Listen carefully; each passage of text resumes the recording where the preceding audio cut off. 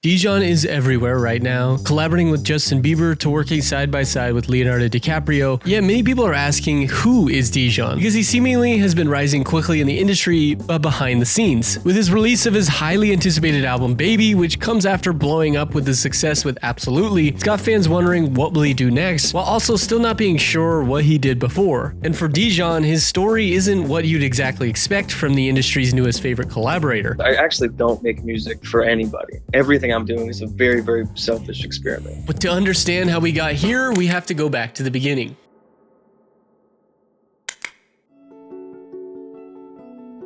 Born to a military family stationed abroad, Dijon constantly bounced from school to school, never really staying in one place at a time for a very long period. Washington, Kentucky, Iowa, Hawaii, Maryland, and California, just to name a few. Born to a father from Guam and a white mother from rural Deep South, Dijon constantly felt ostracized by his family dynamic. His white relatives would listen to almost exclusively Dr. Dre, but quote, seemingly had resistances and generalizations about black culture. Meanwhile, on his father's side of the family, his relatives would comment about how he and his mom were being, quote, bougie and white. Dijon grew up being constantly pushed and pulled on where he belonged. He was able to adapt in both constantly changing environments in both school and home life, but it made him struggle with his identity. Quote, I don't know where the fuck I'm at sometimes. But because of his wide-ranging life experiences, Dijon was able to garner a wide range of music tastes growing up, from Jay Dilla to Sufjan Stevens. And like a lot of teenage boys, his first dream was to be a rapper. That was when I was really actively like, all right, I'm down. I'm listening to music. I was just like stealing everything that I could. You know what I mean? That just sort of was the beginning of things. And then pretty shortly afterward, I was given a cracked copy of FL Studio. All these things sort of happened simultaneously, so I would listen to something and then try to recreate beats or make beats on FL Studio. And then I got very obsessed with like rap's underground for a very long time. And I felt like because of the internet resources that I had like actively exhausted everything that rap had to offer. But a funny story that he told was that this dream almost immediately got squashed, maybe out of divine intervention to keep him on his current path. He remembers a lunchtime rap battle with Lakeith Stanfield, better known as Darius on Atlanta and Andre from Get Out, and so much more. He apparently humbled him so badly that Dijon quit rapping altogether. But obviously that didn't stop him from going on his music career. Originally starting a duo group with a friend, they'd release a handful of songs in the mid-2010s, but soon after, he'd go solo, and it didn't take long for Dijon to get massive attention. But sometimes what you think you want isn't exactly what you get.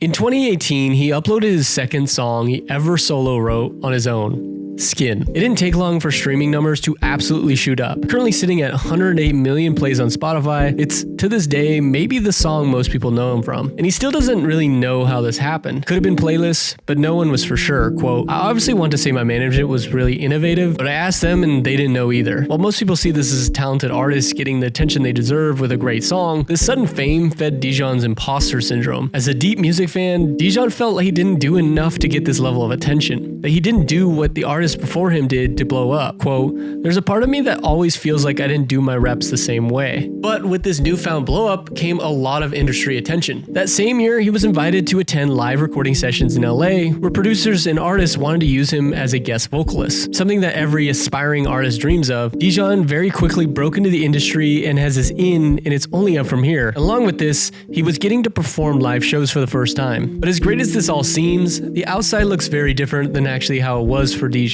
as it got so bad that it nearly ended everything for him. I also just love music. I respect it so much. And it's like, there's a lot of self-deprecation because it's like, you watch like D'Angelo perform and you're like, man, I'm not there yet. So why would anybody care about what I'm doing? Doing these live recording sessions with other artists in LA, the artists would often request Dijon to record certain vocals, but it hardly ever went well. He struggled with delivering the same passionate vocals he presented in his own music when it was requested like a business deal. Quote, it was the most deflating experience. At this time, he's an aspiring artist who's still trying to grapple with his own imposter syndrome, only to keep not delivering in what seems to be his purpose. That would be hard for anyone to deal with mentally. Quote, those sessions were so traumatizing that I just continued to block them out. And the next year in 2019, when he started doing live shows, those didn't help out either. He was performing these sad songs, but he felt a strong disconnect with the audience. Quote, I was way older than everyone in the audience, and this isn't to sound ungrateful, but people were like, oh, your song got me in a vibe. Those are the sweetest people in the world, but I would be thinking, you don't know me, and you have no idea how frustrated I am with my music, or how proud I am.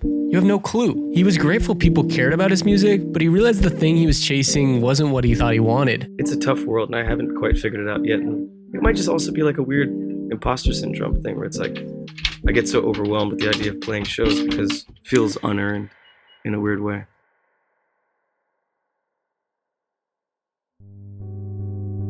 I've lost the greater enjoyment of music. I've lost the same, like that weird naive fandom that I had, because it's all of my musical pursuits have now angled my perception of music as sources of either inspiration or competition. There's no middle ground anymore. He was dealing with anxiety, imposter syndrome, and depression while also trying to make it as an artist, and he admitted that he turned towards alcohol to cope. While on tour, he spent several nights blackout drunk, and a lot of his music he recorded while drunk in the middle of the night. He even released a song, Drunk, in 2019, a love song where he sings about drinking alone and begging a woman to stay with him because he's, quote, terrified of being alone. But this all climaxed to a night in Dallas, Texas while on tour at 4 a.m. After a long night of drinking, he came out of a bar with a friend, drunk and needing a ride home, so they hopped in an Uber. But even in their current state, they could kind of tell something was off. Instead of the usual one Uber driver, there were two people sitting in the front seat. The two drivers rode around aimlessly and asked them if they wanted to, quote, to have some fun. Feeling obviously uneasy about this situation, Dijon asked if they could stop at a McDonald's to use as an opportunity to sneak away. They pulled off into the McDonald's and they snuck off. And while they were walking under an underpass, the car came back and the driver pulled out a gun on them and asked them to empty their pockets. They were robbed,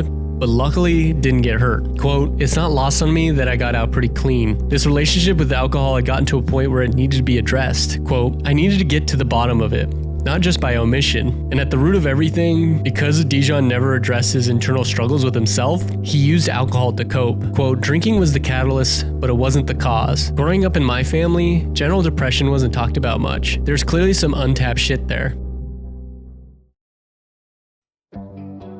If all this didn't happen, we probably wouldn't have the artist who's collaborating with Justin Bieber on his new album Swag and being featured on Leonardo DiCaprio's newest film. When he started out, he was following the rules of what he should be doing and would turn what was a creative outlet that came from something deep inside of him into a commercial product that could be manufactured and sold. Now Dijon has been focused more on not making sense. I'm also just super anti anything making sense now. You know, I made so much music that I think was too logical for a long time. We put so much pressure on ourselves in any field to fill a role. To many rising artists, they feel they need to fit into a circle in order to make other people happy, when the whole reason they started this art form was to express something only they could express. But I was always like very resistant towards any sort of circle or any sort of scene. So I spent a lot of time just trying to find new ways blindly to make music that wasn't like anybody else's.